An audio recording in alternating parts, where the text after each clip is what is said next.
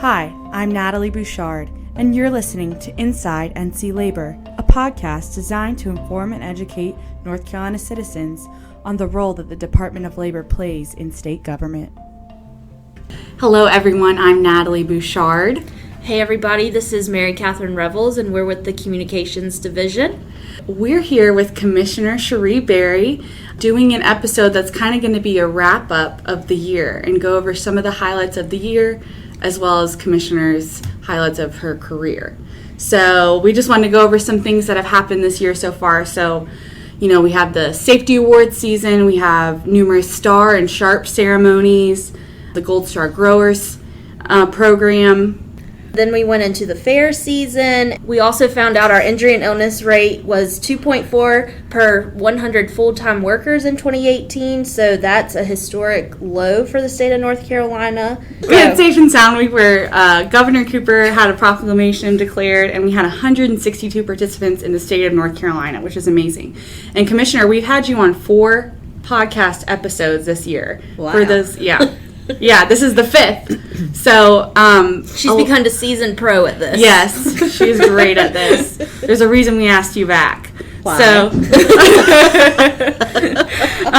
So, Commissioner Berry, what are some of your highlights from 2019?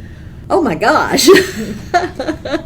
My main highlight is that every morning I was able to get up, take myself to the bathroom, and get dressed and get in my car and hit the road across North Carolina. So I was vertical all day long, which is a good thing for someone my age. It's amazing. It is. I've seen you do it. And to do everything that you do in one day is amazing. I know. It is. So what's your favorite aspect of this job?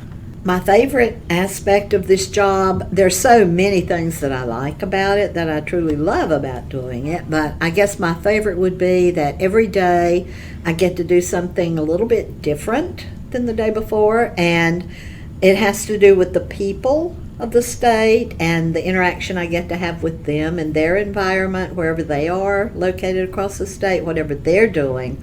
I get to learn about that every single day, so that's what I love. So, Commissioner Berry, what is the hardest part of your job? The hardest part of my job is reading about fatalities in the workplace that have occurred around the state. And every morning when I check my emails, I'm praying as they're booting up that there are no fatalities from the night before or the day before that I have to read. Mm-hmm. Because every one of those fatalities is a life that has ended and impacted a family, a community, a state. I mean, it's just reading about those and thinking all the time, what could we do differently or better to have prevented that? And some of them just escape your understanding as to why and when and where they happen. But it's just having to deal with those first thing in the morning. Yeah. And I just pray they're not there. Right. And when they are, I pray for strength to do a better job. Mm-hmm. And a lot of people don't know that's part of your job. A lot of people see your picture in the elevator and they're like, oh, there's the elevator queen, the elevator lady. But there is that aspect of it too. There's so much that you do. Well, it is an aspect of it, and it not only impacts me that way, it impacts the employees here at the department, right. Especially the people who work in the area that has to go out and investigate those fatalities. So that takes an impact on everybody.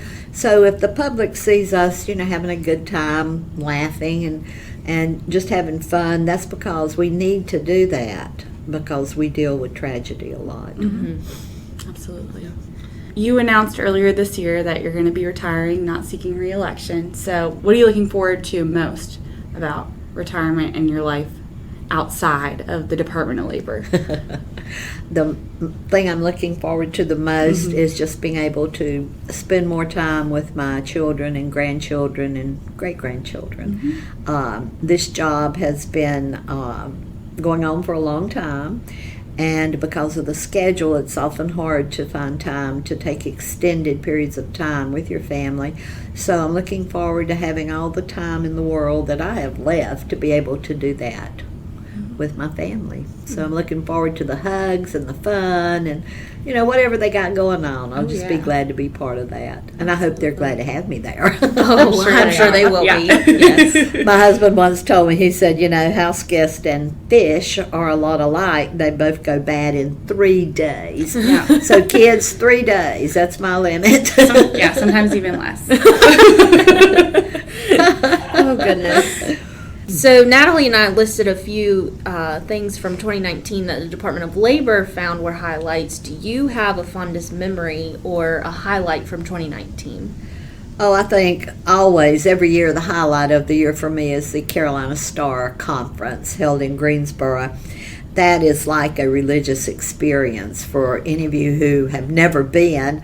That's how I would describe it to you. You have about 700-800 people, however many are in attendance, that are gathered in one place, and to walk into that big ballroom the night of that dinner and just have them all there having a great time. They get along so well together because they all care about safety and health, so that makes them very caring people who are concerned about their fellow man. So it's a great environment to be in. You just feel so loved and welcomed and comforted, and every human emotion you can feel that's good, you feel that in that room at that conference, and you leave there taking that with you wherever you go. And I just can't describe it any other way except to say it's a very uplifting religious experience, and I look forward to it every year. And it's fun too. We have a good time. Yes. I was there this year. They turned the bar over to us at night, Oh, yeah. But, we always tell people you can't soar with the eagles in the morning if you hoot with the owls at night. Oh, that's funny. There are a lot of hooters at that conference, let me tell you. That's great. And for our listeners, the STAR Conference is episode 23 if you want to go back and listen to that and hear all about that amazing experience. But, Commissioner, you travel all across the state of North Carolina. Yeah, I do. Do you have a favorite place? To pick out a favorite place in the state, oh, that's hard. Mm-hmm. It's so hard because there's such a variety of places to be. You know what? My favorite place is always a place I've never been before. Mm-hmm. So when I get there, that becomes my favorite place. I encourage everybody, just travel the highways and byways and country roads of North Carolina and take in all the beauty. Get off your iPhones, get off your iPads, just look around you and absorb the wonderful environment you live in with all the great scenery it has and all the people that it has. Put down that phone and take a look around. You'll love it. So going off of that, you mentioned your favorite place in North Carolina. So this might be, I don't know, a similar answer, but do you have a favorite place you have traveled outside of our state? Well, I traveled to Mexico. That's where my sister and I vacationed for a lot of years in a row. And we both owned property there, since have sold it, but we love going there because it reminded me of what we used to be in the 1950s. When we first started going there, there were very few cell phones, there was very little internet. In fact, when we first started going, we had to make a long-distance phone call at a pay phone booth with a card. And that's how we got to call back home. And over the years, as we continued to go, cell phones became more and more prevalent. They had more and more internet. All the parks had internet, all the shops, all the restaurants, everything had internet then, so it kind of lost that feeling. Also, they introduced credit cards to the city where we were. Then everybody started buying things on credit, and they were worried about people doing that because they'd been paying cash for everything, which again reminded me of growing up in North Carolina. I guess that's my favorite place I've been. We made a lot of friends there. In fact, we had 2 elderly women living across the street from me, and Carmen and Elda Maria. They were sisters, and their family had lived in that house on that street for well over 200 years. Wow. So they were just wonderful. They didn't speak any English, and I didn't speak any Spanish, but we would have dinner together, and we would kind of pantomime and point and laugh and just have a good time. But yeah, that's my favorite place because to me it felt like a home. It felt like home to me because of them, Right. and the people. Right. Well, this next set of questions, we reached out to our followers on Twitter, Instagram, and Facebook, and also DOL employees. Asked them, do you have anything you'd like to ask Commissioner Berry that you've always wanted to know? So this next set of questions is from them. All right, so this is from a DOL employee, and he asked, what is one of your accomplishments you are most proud of this year or during your time as commissioner? In reflection and hindsight, I would say that the accomplishment I'm most proud of for the department as a whole, because there's not one thing I've done that's, created that accomplishment. It's everybody working here who has created it. And that is the year after year after year after year reduction in our injury and illness rate. I mean, to me, that's the most important measure we have to determine our success or failure as a department and the work we do. So having that continue to decrease year after year after year after year, I say well done to everybody here, because to me, that's the accomplishment that I'm proudest of for all of us. So what will you miss most about being Labor Commissioner? What will I miss most? One of the things I'll really miss are the little kids who, for some reason, like to make my name rhyme and say it a lot. So I'll just miss meeting the little kids when I'm out and having them get excited because they met Cherie Berry and just that kind of thing. I'll miss that. I think in the past year, the communications office has seen a total increase in requests to meet you. What has changed the most since you have been Labor Commissioner? I think the thing that I have noticed that has changed, and we've all at the department worked very hard to try to make this happen, and that is the feeling that we have been able to develop and foster with the business community and the public sector about safety and health. I remember when I first took office, NCDOL was there, but people looked at it as a regulatory agency and an adversary in their workplaces. There wasn't so much of an attitude of, let's call OSHA and invite them in, No, they didn't want to do that. They just didn't want to do that. So when we first started our work here at the Department of Labor, that's one of the goals we had, to make it more acceptable, to have more of a partnership relationship than an adversarial relationship, because when you really stop and think about it, boil it all down, all those people out there working, owning businesses, running businesses, they all pay taxes that pay our salaries. So we should be a help to them as much as we possibly can. And to promote that over these last, almost 19 years right now, I've seen that change. And I'm very, very proud of that. People actually pick up the phone now and call us and ask us to come into their establishment or onto their job sites to help them understand what they need to do to have a better safety and health program. And I really appreciate the fact that people will do that, pick up the phone, give us a call, let us help them, because that's what we're here for.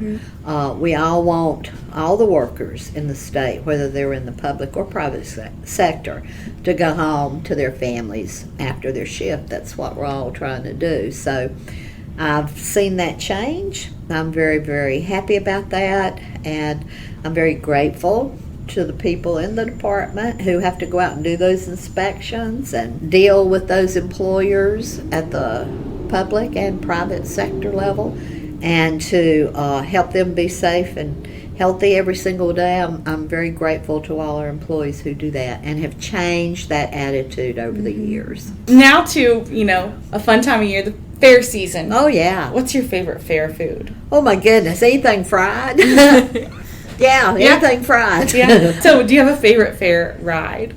What I really loved this year was that Ferris wheel that was 110 55 feet tall. In fact, I rode it twice, and I rode it with y'all one time. You did. That was a hoot. That was wasn't so fun. I mean, the view from up there was spectacular, and that was the smoothest ride I'd ever been on. Yeah. And the fact that the computer decided when to load and unload passengers really was amazing to Very me, cool. because it kept that thing just rotating so smoothly that, yeah, I enjoyed that. That was my favorite this year. And so for our listeners at home, episode 24 is where we talk about that, the sky gazer, Oh, and a lot of yeah. other aspects of the fair. So we got this question from social media.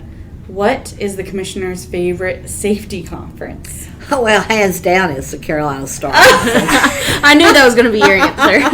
Me too. Now, we do have all of those safety award banquets, and I love every single one of them, but the Carolina Star Conference is kind of where all those people come together, so it's a great conference. I encourage everybody to attend. Carolina Star or not, interested in it or not, go to that conference. You'll have a ball. And you'll learn a lot. Yeah.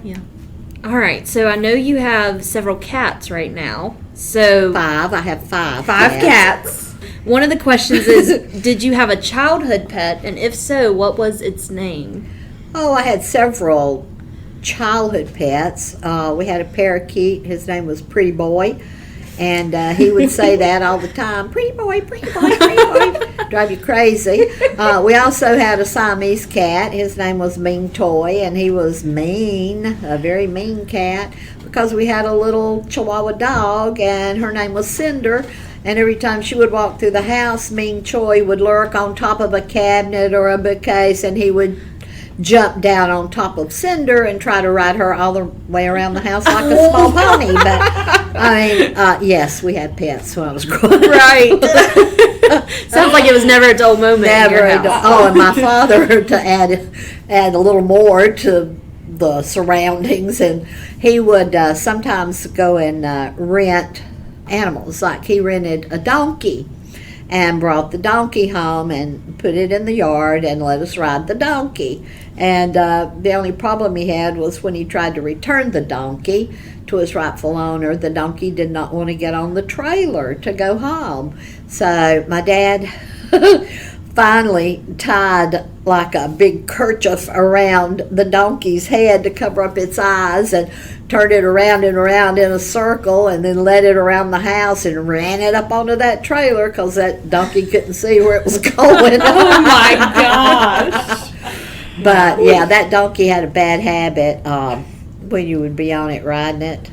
Sometimes it would just stop all of a sudden and just throw you over its head onto the gravel road. And yeah, I mean, it was fun. We enjoyed the donkey. Yes. Yeah. He would do that sometimes. We had horses too that we boarded. We didn't have a farm, but we had 2 horses. We had a Tennessee Walker and a quarter horse, and so my dad loved to ride, and I'd ride with him sometimes, and it was fun. All right, so we had some HBCU fellows in here earlier today, and we actually got a question from one of them. And her question is, what is the craziest thing that has ever happened to you during your time as commissioner? One of the craziest things that happened, well, I have 2, and they happened during the safety award banquets. Number 1, we were at a country club for a safety award banquet, and it was located beside of a large creek, and there had been a storm and a lot of rainfall. I don't remember exactly which storm it was, but the creek was rising, okay? So there was only one road in and one road out. So we went in, we got there, and we set up the banquet. We had lunch, everybody got to eat, and then we started to give out the awards. And all of a sudden, the manager came in and whispered to Ursula, who announces the awards and travels with me, that we had 10 minutes to get out of there. So Ursula decided we were going to finish that banquet. She had worked hard, and we were going to give out all those awards. So she started rattling them off at the speed of sound, blah, blah, blah, blah, blah, blah, blah, blah, blah, blah, blah. So we're grabbing them and handing them to people, and everybody's looking out the window and trying to decide what we need to do.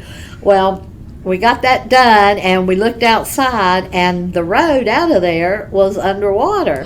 And it wasn't just a small amount of water, and that creek was moving pretty quickly. So everybody got in their cars and a lot of them drove across the tee on the golf course that was right there. Oh, no. And it was so soggy and wet that they kind of sunk down up to their axles. So everybody was helping push them out, and we're looking back at the road, and there's more and more water coming over the road, and we're wondering, well, okay. So we did find a little higher ground, and we just kind of waited a little while. The water finally kind of went down, so we were able to drive through it to get out. But we did not do it in an unsafe manner. No. We kept everybody safe, and we got everybody out and back on the highway. So that was one crazy thing that happened. The other crazy thing was down in Clinton, North Carolina, and we have a really nice place where we have the banquet. It's in a really nice room in a really nice building. It's part of the Agriculture Center building.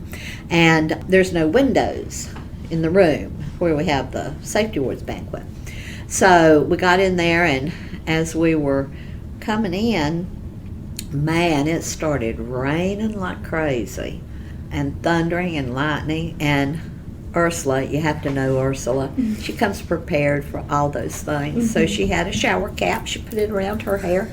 She had her flip-flops, so she took her shoes off and put her flip-flops on. This was in warm weather. So Ursula was wading through the parking lot back and forth to unload the car. So we finally got in there, and the storm kind of subsided a little bit, and people started coming in. And fortunately, the caterers had set up the meal, and they had those sterno burners under the food to keep it warm. They had that all set up, but then we got the banquet going, and just as we started it, the storm came kind of back through, and there was a big crash of thunder, and the lights went out. So there's no windows in this room we're in. Oh, no. So we're sitting there in total darkness, and everybody got out their phone, and turned it on.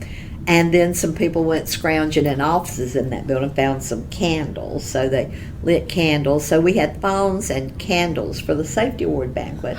But the food stayed hot because they had the little sterno stoves. Wow. So we had a great meal, and we handed out all those awards in the dark, and we laughed and cut up. And then right at the end, when it was time to leave, the lights came back on. Oh, wow. But I think people were disappointed when the lights did come back on, so we were having so much fun in the dark. But we will not be deterred. We will have those safety banquets. Absolutely. Come hell or high water. That's right. That's right. And again, for our listeners at home, Ursula Joyner's episode 6, and then again on the Safety Award Banquet episode on episode 16 of the podcast. All right. I want to go back and reminisce with Way us. to go, Ursula. Yeah. Well, we have so enjoyed this today. I love listening to your stories. I feel like hopefully our listeners will too. So Definitely. And we've been doing the podcast for about a year now. And like I said, you've been on it 5 times now. Wow. We'll definitely have to have you back. yes, definitely. It's a must. But it's been a great year here at the department. It And has. thank you so much for coming to sit with us and talk with us. Well, I'd just like to say to everybody, I hope you have a happy holiday and a prosperous new year coming up. Thanks so much for tuning in, y'all. Remember, your safety is our priority.